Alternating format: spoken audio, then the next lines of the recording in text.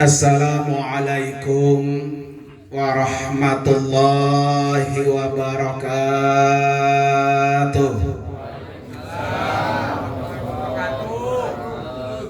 Bismillahirrahmanirrahim. Alhamdulillahilladzi khalaqal mauta wal hayata liyabluwakum ayyukum ahsanu amala. Asyhadu an la ilaha illallah wahdahu la syarikalah. Asyhadu anna sayyidana wa nabiyyana Muhammadan abduhu wa rasuluhu la nabiyya wa la rasula ba'dah. Allahumma fasalli wa sallim wa barik ala sayyidina Muhammadin wa ala alihi wa ashabihi ajma'in, amma ba'du. Qala rabbi shrah li sadri wa yassir li amri wahlul 'uqdatam min lisani yafqahu qawli waj'al li waziran min ahli. Subhanaka la ilma lana illa ma 'allamtana innaka antal alimul hakim. Shadaqallahul azim. Hadratil mukarramin, para asatidah, para orang tua, wabil khusus yang sama-sama kita hormati dan kita doakan keluarga besar almarhum Bapak Ngadisok bin Suradi. Dalam hal ini putranya yaitu Bapak Hasto Widodo. Kita doakan almarhum diampuni segala dosa-dosanya, diterima seluruh amal ibadahnya, kemudian dijadikan kuburnya raudhah min riyadil jannah. Yang sama-sama kita hormati guru kita bersama, Fadilatul Mukarram wal Mahbub Bapak Kiai Haji Masyudi MA, dan juga Bapak Ketua Masjid Jami Ghairi Jami An-Nur, alhamdulillah. Kemudian Bapak Ustadz Nurul A'la, Bapak Ustadz Fuad Lutfi, Bapak Ustadz Abdul Husin, ya, dan juga yang lain-lainnya, alhamdulillah. Para bapak hadirin sekalian, saya mohon maaf yang sebesar-besarnya nih, minta duluan karena tetangga lagi ratibul haddad, ya. Kalau ini belakangan ini memang kagak ada maulidnya, ya. Ini duluan dah. Para bapak hadirin sekalian, malam ini kita iringi doa untuk almarhum agar almarhum yang berada di alam barzakh, di alam kubur, beliau senang, beliau bahagia karena setiap malam dikirimi doa, dikirimi zikir, ya, dikirimi ayat-ayat suci Al-Quran, fidaan minanna. Itu semua adalah tebusan dari siksa api neraka. Oleh karena itu, orang berbakti kepada orang tua tidak mesti waktu orang tua itu hidup saja, Pak, ya. Apalagi kalau lagi hidupnya kurang banyak berbaktinya. Makanya Allah kasih atau Allah sediakan berbakti kita kepada orang tua, baik dia hidup maupun dia sudah berada di alam kubur. Malam ini bukti kalau Pak Hasto ini, ya, termasuk anak yang waladun saleh yad'u lahu, anak yang soleh yang mengiringi doa untuk almarhum. Kalau bukan soleh Pak, ngapain ditahlilinnya? Kan banyak orang Pak ya mati ya begitu aja. Tahlil kagak, ngirimin doa kagak. Bahkan ada suami istri Pak ampe bercerai gara-gara lakinya doyan tahlil. Iya Pak, benar. Lakinya pengen lapor ke saya, Ustaz cariin saya bini lagi apa? Sampai bercerai, mengapa? Gara-gara kalau tahlil saya bawa besek. Pulang berantem sama bini, itu besek dilempar-lemparin Pak ya. Nah ini kan bahwa tidak semua orang menganggap hal yang semacam ini kita lakukan itu sampai. Makanya kalau ada orang kurang yakin sampai nggak doanya, coba aja dulu. Ya, jalan duluan. Ya, jalan duluan. Orang yang sudah berada di alam kubur itu seperti orang yang sedang cengap-cengap lagi tenggelam, kagak bisa berenang. Begitu. Jadi kalau kita lagi berenang, lagi di tengah air, di tengah laut, nggak bisa berenang, cengap-cengap, kalau ada yang bantuin, girang nggak? Masya Allah Pak ya. Nah malam ini Pak, atau malam-malam yang sudah lalu, ini ibarat kita sedang ngasih keselamatan buat almarhum yang berada di alam kubur. Makanya Pak Hasto ya, jangan berhenti. Jangan berhenti 7 hari doang Pak. Terusin. Makanya ada hadis Rasulullah ketika ada sahabat bertanya, ya Rasulullah, saya belum sempat berbakti sama orang tua saya, tetapi orang tua saya udah keburu pulang kampung, udah keburu wafat, udah keburu meninggal. Kata sahabat itu, apa masih bisa ya Rasulullah saya untuk berbakti sementara orang tua saya udah ada di alam kubur? Kata Nabi, bisa. Yang pertama, as-salatu alaih. Sholatin, doain. Ya, makanya ketika ada orang yang meninggal, kita sholatin, kita doain. Nah ini termasuk rangkaian doa. Kalau Pak Hasto Pak sendiri doa ya kurang banyak. Makanya kita diajak nih tetangga, saudara, ayo datang doain bersama-sama. Allahumma gfir lahu warhamhu wa'afihi wa'fu anhu waj'alil jannata. Jadi minta ampun, sampai-sampai kita minta ya Allah jadikan tempatnya surga. Waj'alil jannata maswahu, ya, tempatnya tuh surga. Kan kalau Pak Hasto sendiri Pak ya dikit, tapi kalau bareng-bareng banyak. Siapa tahu, dan kita nggak ada yang tahu di antara kita yang hadir, amin siapa yang diterima oleh Allah. Kalau ada 40 orang satu aja Pak diterima, kan ibarat orang beli rambutan mak sekarung Pak ya. Yang busuk ya berharga, yang bagus juga Pak berharga, ya kan? Coba kalau kita pilih-pilih, ini bagus-bagus, ini busuk-busuk, kira-kira yang busuk ada yang beli nggak? Kagak ada.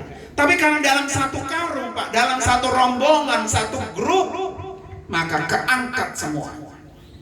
Ya, makanya doa ini Pak Hasto ya, jangan bosan-bosan. Minimal setiap habis sholat al-fatihata li ridho illah wa ila hadratin nabi summa ila ruhi almarhum Bapak Ngadi Sokbin Suradi al-fatihah. Senang dia ya, ibarat lampu begini Pak, terang ya kan, kuburannya jadi apa? Terang, jadi burhan ya, jadi cahaya di dalam kuburan almarhum. Nah ini yang pertama yang harus kita lakukan. Yang kedua kata Nabi, masih bisa diistighfarkan. Ya, makanya kalau di sini astagfirullahalazim alladzi la ilaha, astagfirullahalazim li wa li walidayya wa lahu, gitu Pak ya. Jadi istighfarnya kita sampaikan untuknya. Nah, untuk siapa? Almarhum. Makanya Pak Hasto nanti nggak apa-apa setiap hari istighfar. Nah ini perintah Nabi. Supaya apa? Semakin sering diistighfarkan, semakin terkikis dosanya habis. Kalau sampai hari kiamat Pak, bisa-bisa almarhum ini dibangkitkan oleh Allah, dihisap masuk dalam pengadilan, udah habis, udah nggak ada dosa.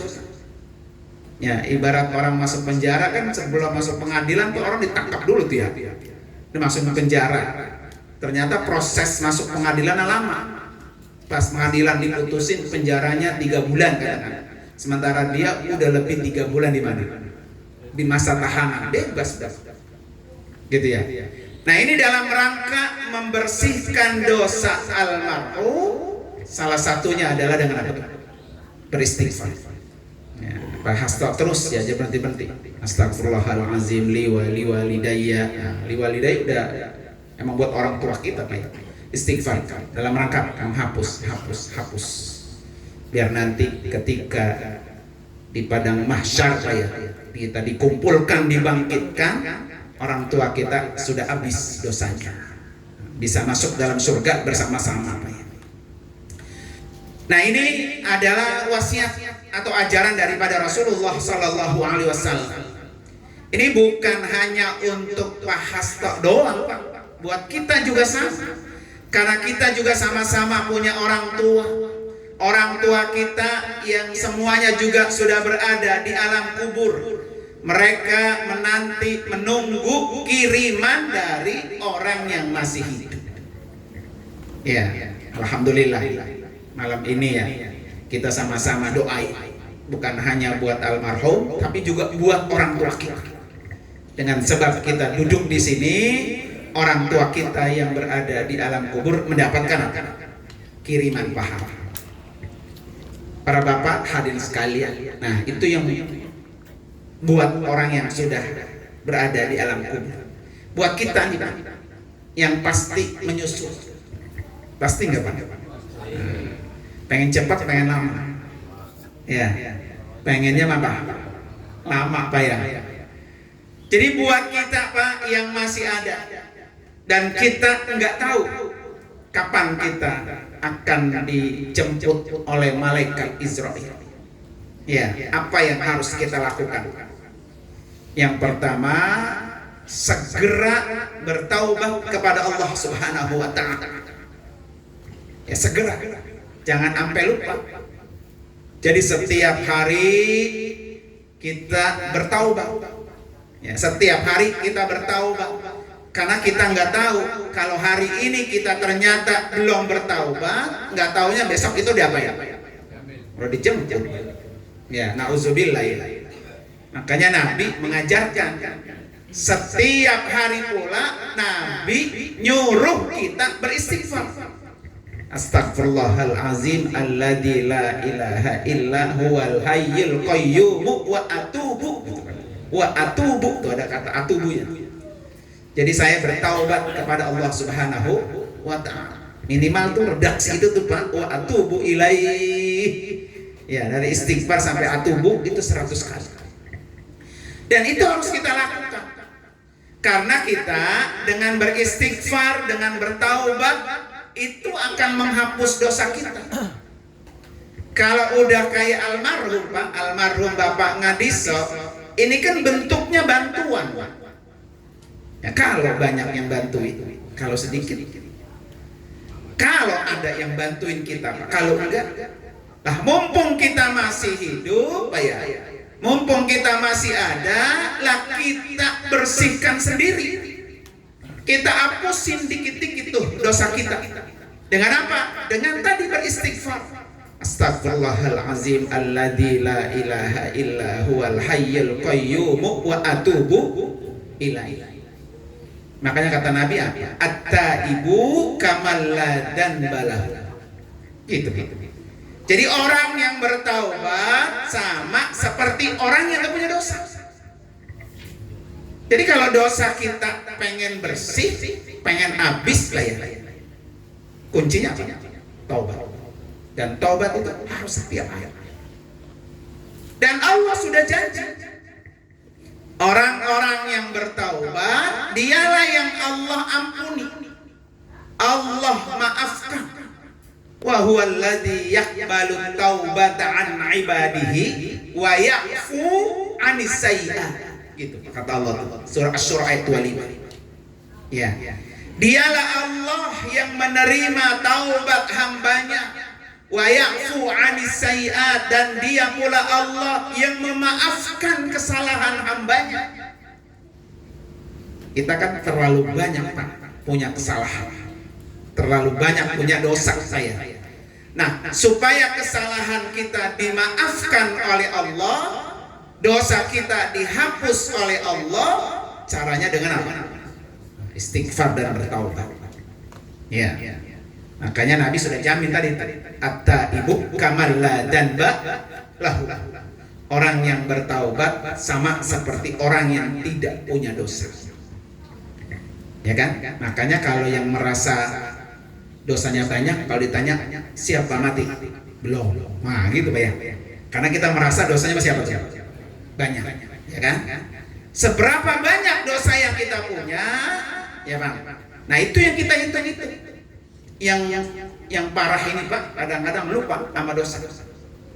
Ya, sering nyakitin orang, sering ngomongin orang, sering menghardik orang, Pak ya, sering nyolong barang orang, sering nipu orang, sering zolim orang, Pak ya. Kadang itu kita lupa. Ya, kayak innasina au akhtana gitu Pak. Jadi manusia itu kadang lupa, kalau dihukum nggak mau minta maaf sama Allah, begitu. Jadi udah salah nggak mau diapain, dihukum. Tapi Allah Maha Pengampun Pak.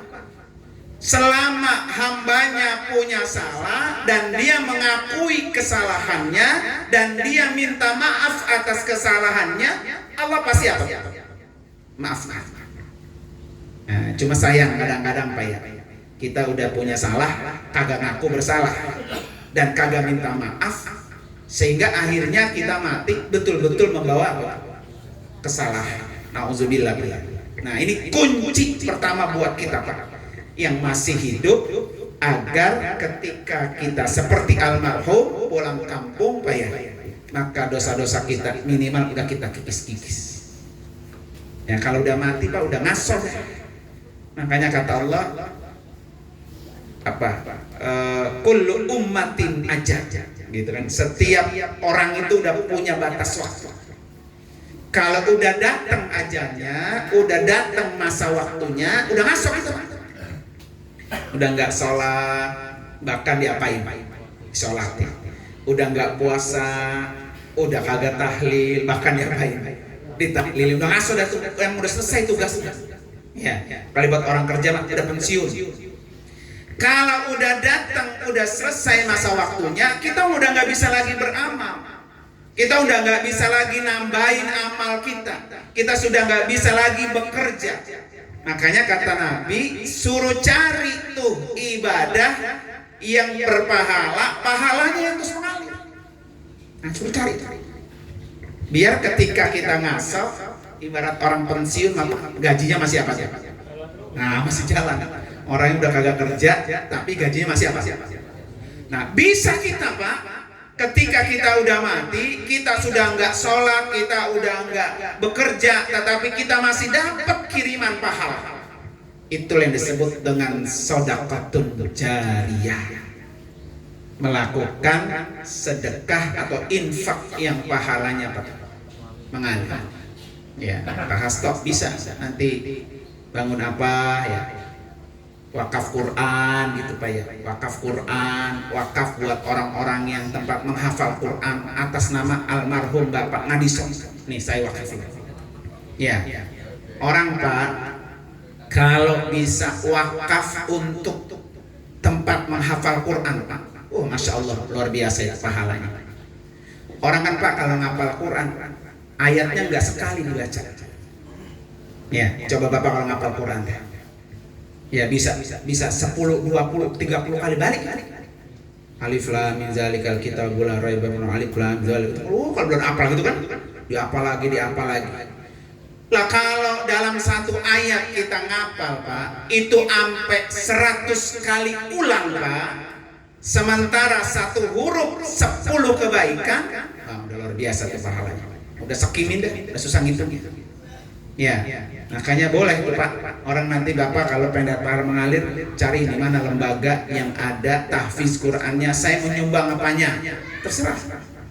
Menyumbang pondasinya boleh, menyumbang Qur'annya boleh, menyumbang sarananya boleh, menyumbang airnya juga betul.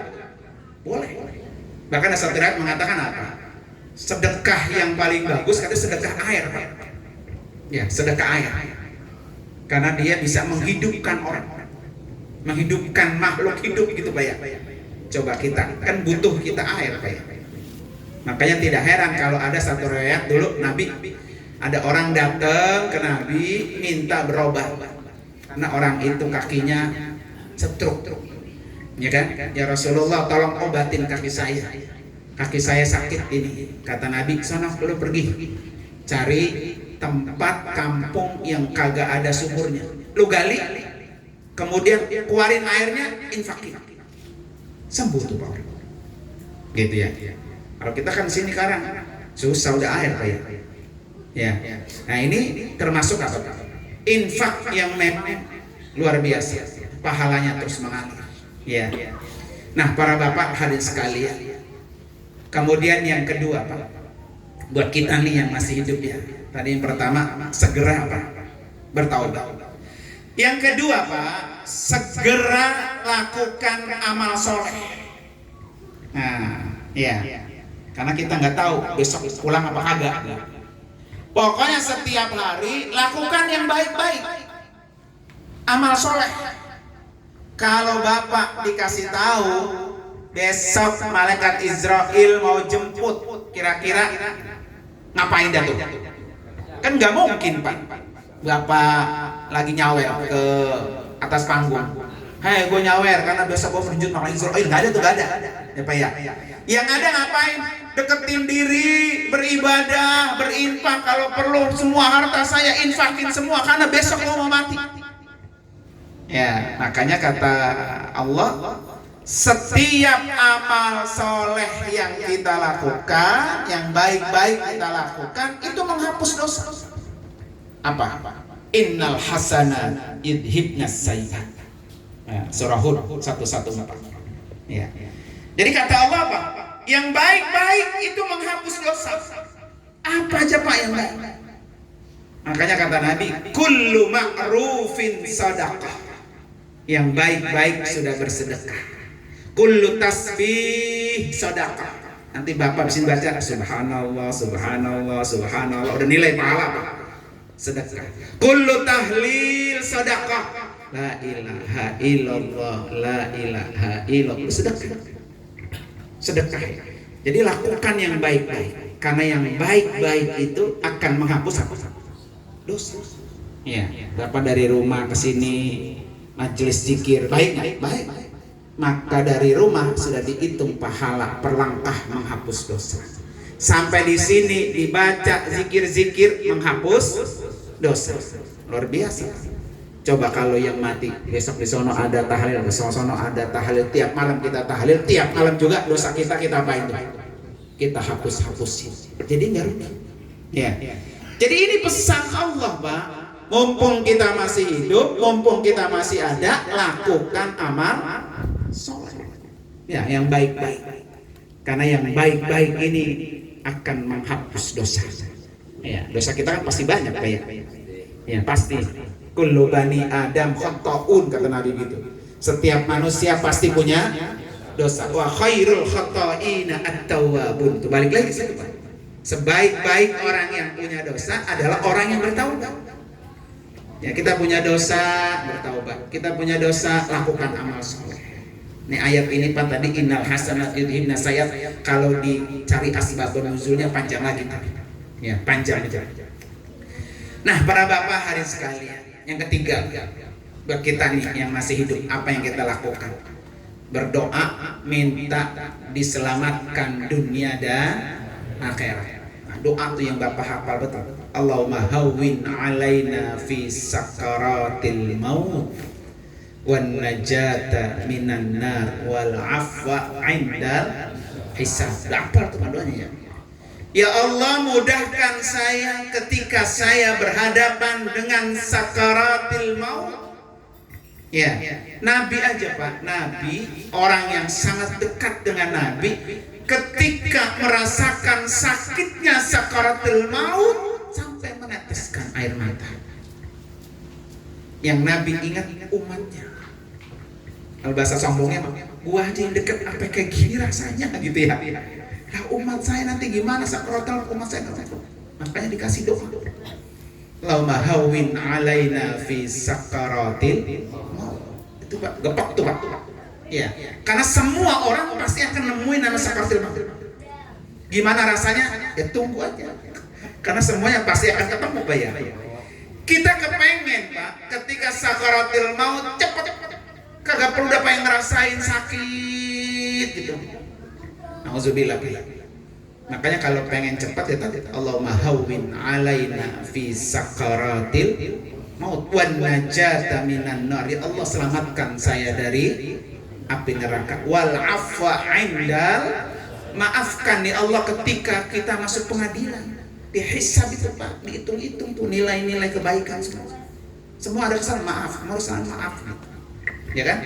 Makanya nanti kita ketika mau masuk hisab itu kita dikasih kitab catatan kita sehari-hari. Kan malaikat ini Pak tiap hari 24 jam ya ada di sama kita bareng-bareng. Malaikat apa? Rokib, atin, satu yang baik, satu yang jelek. Malam ini datang catat, bagus. Besok malam catat. Nah, besok lagi nyolong bawa orang catat, ya kan? Besok lagi korupsi apa? Catat. Nih ngerjain yang sunnah catat gitu. Makanya ada satu hadis, awwalu ma yuhasabu yaumal qiyamah as-shalah, begitu katanya. Jadi yang pertama kali dihisab sebelum yang lain Pak ya, itu dicek apa? Salatnya dulu. Ya. Kalau salatnya bagus, yang lain ikut apa? Bagus. Tapi kalau salatnya berantakan, yang lain udah pasti berantakan. Makanya saking pentingnya itu sholat Pak, ya kan, samping itu sholat itu kata Allah nanti coba ini si fulan sholat fardunya bagus nggak? Dikebet, dicari, ternyata banyak bolongnya. Ya, kata Allah coba buka sholat sunatnya bagus nggak? Ternyata rajin juga Pak ya. Terawihnya mah nggak bolong, alhamdulillah. Ya. Duhanya nggak pernah bolong, alhamdulillah. Ya. Walaupun tahajudnya kadang-kadang kagak, Pak ya. Yang sunnahnya banyak, ambil, tambah untuk kekurangan yang fardu. Gitu. Lah kalau fardunya banyak yang bolong, sunnahnya kagak ada sama sekali, mau nambal dari mana tuh Pak? Nah, ibarat tukang bengkel, nambal apa tuh? Nambel ban, kan harus ada sesuatu yang buat dia nambel. Nah, sesuatu kagak ada, mengeludah doang malah bolong lagi Pak ya.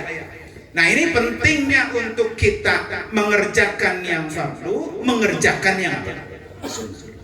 Biar yang sunnah itu bisa menambal kekurangan yang fardu. Ya. Nah ini doa ini Pak supaya selalu kita baca biar kita selamat. Ya, selamat di dunia. Selamat juga di mana? Akhirat. Makanya Allah ajarin, Rabbana atina fid dunya hasanah wa fil akhirati hasanah wa qina. Ada tiga. Ya, pertama minta di dunianya lancar, yang kedua minta di akhiratnya lancar, yang ketiga di akhiratnya bebas daripada siksa api neraka. Ya, makanya disebut ini Pak doa sapu jaga, istilahnya begitu ya. Karena semuanya dirangkum di dalam. Makanya orang tawaf itu Pak, ya, orang haji, orang umroh, doa ini termasuk sunnah Nabi. Ini nanti kalau kita tawaf nggak bisa yang lain, Rabbana atina fid dunya hasanah, karena dia paling lengkap. Dan ini doa yang tidak pernah ditinggal oleh Nabi. Jadi Nabi selalu berdoa membaca itu. Ya, membaca doa ini. Walaupun asbabun nuzulnya Pak, Kenapa sampai ada Robbana atina fid dunya hasanah wa qina azabannar? Karena dulu orang ketika haji berdoa di Arafah, doanya minta dunia doang. Ya, kan kita begitu Pak ya. Ya Allah sehatkan saya, ya Allah berikan saya mobil, berikan saya kontrakan, ya Allah berikan sukseskan dagang saya, begitu Pak ya. Luluskan anak-anak saya bekerja di sini, begitu. Jadi dunia aja. Kata Allah minta akhirat. Karena akhirat itu jauh lebih baik daripada dunia. Ya Pak ya. Jadi akhirat jauh lebih baik dan akhirat jauh lebih abadi. Kalau dunia mah nggak ada yang abadi. Ya, dulu ganteng-ganteng. Nah sekarang udah berak isu. Ya, udah berak isu dia. Dulu mah cewek mana juga mau Pak ya. Sekarang mah ya sampai menengok, udah berletoy. Kakinya udah pada asam urat kolesterol itu. Ya. Nah ini namanya tidak kekal. Ya, dia fana, dia berubah. Tapi kalau di alam akhirat khairu wa abqa, gitu kata Allah. Jadi akhirat itu lebih baik, akhirat itu lebih kekal. Makanya kenapa kita harus banyak mempersiapkan diri untuk kita pulang kampung ke akhirat. Pulang kampung ke Jawa aja Pak, ke Jawa ya. Kalau kau bawa bekal kagak berani. Kenapa gak pulang kampung orang pada lebaran? Ya kagak punya duit. 2 juta 3 juta angkat tangan dah. Mendingan di rumah lebaran pakai kaos kutang, pakai yang kipas deh ya. Nggak pakai kipas ya kagak beli baju udah Pak ya. Gerah banget. Ini pulang kampung tebang ke Jawa, kagak berani, kagak punya bekal. Apalagi pulang kampung yang kagak bisa balik lagi. Harus kita siapkan betul-betul siap. Ya, sehingga kita ketika kita kembali udah nggak merepotin orang. Ya, anak, saudara, tetangga mau doain mau kagak kayak doain, alhamdulillah. Kagak doain, kita sudah punya banyak apa? Bekal. Ya, bekal yang terbaik adalah bekal yang kita bekali sendiri. Ya, bekal kebaikan, bekal ketakwaan, semua kita siap-siap ya. Supaya nanti ketika kita menyusul almarhum Bapak Madiso, kita juga sudah siap ketemu dengan Allah Subhanahu wa Ta'ala. Nah, para bapak hadirin sekalian, sekira itu saja. Nah, yang barusan saya ceritain itu saya sampaikan, itu ada dalam buku saya. Ya, saya berikan sama Guru Masudi. Itu buku saya baru launching kemarin hari Sabtu di Hotel Santika ya. Mudah-mudahan banyak manfaatnya.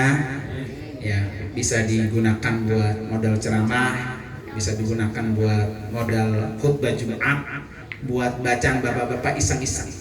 Ya, itu makanya judulnya apa? Hamba yang beruntung di dunia dan di akhirat. Pokoknya nggak ada ruginya, untung aja, ya kan? Sampai sini tukang jual pamer, tukang jualan kan ya. Orang kalau jualan di kepalanya yang dipikirin apa? Untung, jangan sampai rugi, begitu kan ya? Iya. Nah yang paling penting lagi Pak, modalnya kecil, untungannya betul gede. Nah itu, jadi Bapak kalau mau cari modal kecil, untung gede, pinter-pinter. Ini kalau gua mau infak, modalnya 50.000, tapi pahalanya ngalir, gak putus-putus. Wah itu cari. Ya, bangun masjid, 50.000 gak apa-apa, emang ada punya segitu ya. Lah itu dipakai terus masih ngalir. Kami itu modal kecil, untung apa tuh? Gede, ya kan? Makanya kata Syekh Imam Ghazali, jadilah Anda hidup itu seperti seorang pedagang. Karena orang pedagang yang dipikirin modal balik, untung banyak. Jangan sampai apa? Rugi. Apa sih Pak? Amalan yang nggak pernah rugi. Ya, stamina dikit Pak ya. Di sini juga ada antar buku itu ya. Amalan yang tidak pernah rugi itu dalam surah Fatir ayat 29. Yang pertama, yatsluna kitab Allah. Orang yang membaca Quran, orang yang tidak pernah rugi. Nah, gampang kan Pak? Jadi cari pekerjaan, cari amal-amalan yang kalau kita lakukan pasti untung, enggak rugi. Baca Quran. Ya. Baca Quran Pak, Bapak paham nggak kalau Quran Bapak baca? Kagak, tapi berpahala. Itulah kelebihannya Al-Quran. Pokoknya Al-Quran itu dibaca, mau paham mau kagak paham, pahala. Dan dihitung ibadah. Ya, dan hitung ibadah Al-Quran. Jadi baca Quran itu Paham nggak paham, dihitung apa? Pahala. Dan dihitung juga apa? Ibadah. Nah itu Al-Quran. Keuntungannya lagi Pak, Al-Quran yang kita baca pahalanya per huruf, bukan per juz, bukan per kali harif, per huruf. Berapa hurufnya? 1 huruf 10 kebaikan. Gimana kagak untung itu Pak? Kerjaannya ringan, pahalanya apa? Besar. Makanya kata Ustadz Adi Hidayat apa? Kalau bisa nih jadi orang tua, anak ketika bisa membaca Al-Quran, pertama kali yang mengajarkan surah Al-Fatihah bapaknya. Gitu Pak kata beliau. Kenapa? Karena nanti Al-Fatihah itu bisa dari bapaknya, dipakai sholat, bapaknya ngalir tuh pahala. Ya kadang-kadang anak dititipin doang Pak ya. Di sekolah, terserah sekolah dah, mau bisa kayak mau kagak begitu ya. Gua pokoknya bayaran begitu. Nah kata beliau apa?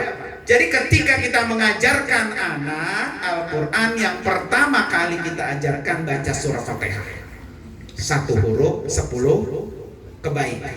Tapi kata Imam Ali, dia akan bernilai 100 kebaikan kalau dipakai sholat. 1 huruf Pak, 100 kebaikan.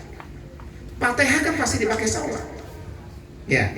Alhamdulillah, alif 1, lam 1, ha 1, mim 1, dal 1. Berapa huruf tuh? 6. 1 hurufnya 100. 600. Fatihah berapa huruf? Ya udah kayak gitu dah. Iya. Itu keuntungan. Makanya kata Allah, itulah amal yang tidak pernah. Kenapa kita udah tahu gak pernah rugi, nggak dikerjain? Ya Pak ya. Jadi bapak-bapak nggak perlu repot-repot baca Quran. Karena mah begini aja kami. Setiap hari bapak biasakan baca kulhu 100 kali. Udah. Quran juga. Tiap hari udah. Dari rumah jalan ke tempat dagang kulhu Allah samad lam yalid. Itu aja 100 kali minimal. Ya syukur-syukur sehari bisa 1000 Pak ya. Luar biasa. Kan untungnya udah banyak banget tuh. Daripada tahlil dipungutin kulhu. No, waktu saya ceramah di Al-Iman Pak, kenal Pak? Nggak Amin dekat Kobir no. Mang Amin kenal dekat Kobir, almarhum. Ketika saya menuju hari Pak, Masya Allah Pak, di rumahnya kan ada musola, di rumah dia ada ruang musola. Ini Pak dicatat itu di tembok-temboknya. Karena setiap hari dia baca kulhu 1000, kalau 1000 500. Habis sholat terus 500, tulis 1000 di tembok. Akhirnya temboknya itu penuh tulisan angka kulhunya. Nah, jadi ketika beliau menuju hari Pak, itu udah ngatamin kulhu dia, dihitung itu ratusan ribu. Masya Allah ya kan? Nah coba Bapak, berapa udah punya celengannya? Orak pisan ya. Ya, ini masalah tembok semuanya Pak, itu isinya kulhu. Luar biasa. Ya kan? Karena dia nggak ada tercatat di mana, pokoknya ada pulpen bisa habis sholat catat gitu Pak, catat. Nah, itu luar biasa. Nah, itu amal soleh yang perlu kita tiru. Kali apa kita mau sadar, pokoknya kita wajibin aja pas sehari 100, istighfar 100, taubat 100, kulhu apa? 100 tiap hari aja. Insya Allah itu akan menjadi berkah. Itu yang pertama tuh ya, pekerjaan yang gak pernah rugi. Pekerjaan kedua yang kagak pernah rugi adalah apa? Berinfak. Ya, alladzina yunfikuna fis sarra'i wad dharra. Berinfak nggak pernah rugi. Ya. Jadi kalau kita ngasih infak mana aja Pak, itu nggak pernah rugi. Ya. Bahkan dalam Al-Quran itu seperti orang nanam 1 biji, bijinya tumbuh 7 batang, setiap 1 batang tumbuh 100. Begitu Pak. Ya. Jadi kita nanam 1 biji, dari biji tumbuh 1 batang, dari batang bercabang lagi tambah. Ya kan 100. Berarti sekali kita berinfak nilainya 700 kebaikan. Nah itu Masya Allah, luar biasa ya. Nah pengen komplit banget tentang semua yang saya ceritain, nah ada dalam buku ini. Ya, kalau pengen baca ringan-ringan datang aja ke rumah saya. Tapi buat duit, buat bayarnya. Kalau ke rumah Sudi saya kasih gratis ya. Karena memang baru saya launching kemarin, mohon doanya mudah-mudahan bermanfaat Pak ya. Dan insya Allah mudah-mudahan juga buku selanjutnya sudah siap untuk terbit selanjutnya. Saya pengen Pak ya, ketika kita mati ada sesuatu yang masih bisa dimanfaatkan oleh orang yang hidup, gitu kan? Jangan sampai kita kayak Abu Pak, mati ya mati aja udah selesai mati ya. Oleh karena itu para bapak sekalian, mari sama-sama kita baca suratul Fatihah khusus buat Bapak Ngadisok bin Bapak Suradi. Allah ampuni segala dosa-dosanya, Allah terima amal ibadahnya, Allah jadikan husnul khotimah, dan Allah jadikan kubnya radhah min riyadil jannah. Al-Fatihah. A'udzubillahi minasyaitonirrajim. Bismillahirrahmanirrahim. Alhamdulillahirabbil alamin arrahmanir rahim maliki yaumiddin iyyaka na'budu wa iyyaka nasta'in ihdinas siratal mustaqim siratal ladzina an'amta 'alaihim ghairil maghdubi 'alaihim waladdallin amin. Sekaligus Pak, saya mohon pamit ya, mohon maaf sebetulnya apa nih, beliau juga Masya Allah, kalau ceramah Masya Allah, pokoknya dah semuanya lengkap ada di beliau. Suaranya enak, makhrajnya juga bagus ya, kata-kata yang keluar juga Masya Allah bagus, karena saya sering setiap bulan di sekolahnya ya, bersama-sama dengan beliau. Tapi ya takutnya jeruk makan jeruk katanya. Tuan rumah ngasih tuan rumah sendiri kata gitu ya.